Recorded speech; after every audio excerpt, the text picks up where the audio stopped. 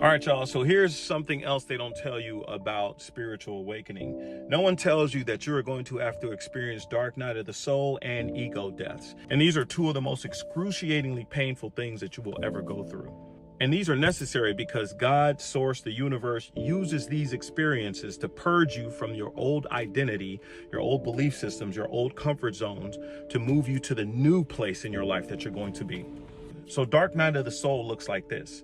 It looks like crisis in your life. Your life is just plunged into crisis. Your sense of stability is gone. It could look like loss of job, loss of income, loss of housing, loss of health, loss of family, friends. Everything that brought you comfort before is no longer there. And since this is spiritually sourced, there's nothing you can naturally do to stop it. And you try everything. You try to fix things, make things right, but all doors are closed to you because this is happening from a spiritual place.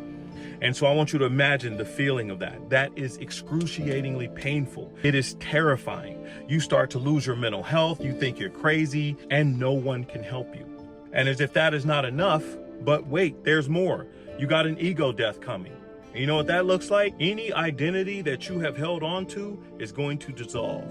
Whoever you thought you were, whatever your belief systems were, your occupation, your personality, what you think about yourself, whoever you identify as is going to dissolve.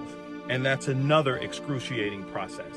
But all of this serves a divine purpose because in order for you to truly connect with God, you have to dissolve who you are.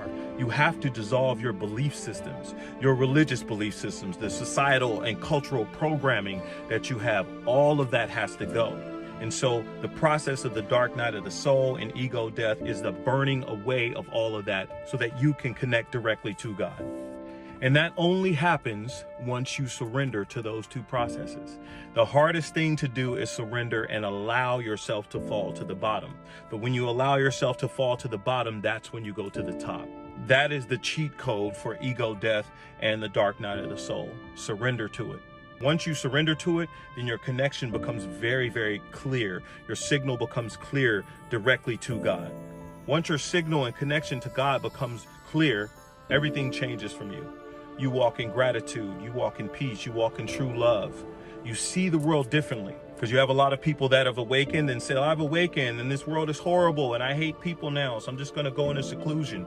And I say to those people, you haven't had your dark night of the soul moment yet.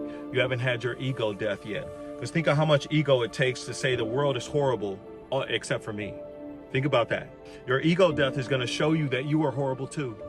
You have stuff too. It's going to show you that. And then after that process, you will not look at the world. You won't look at people the same way. You won't want to exit the world. You actually want to stay here and help the world.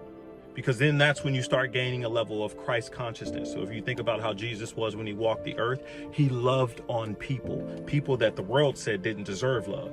The lepers, people that were sick, women who were caught in adultery, the woman at the well, all of the people that the world said did not deserve love, those are people that Jesus loved on because he saw the world through God's eyes.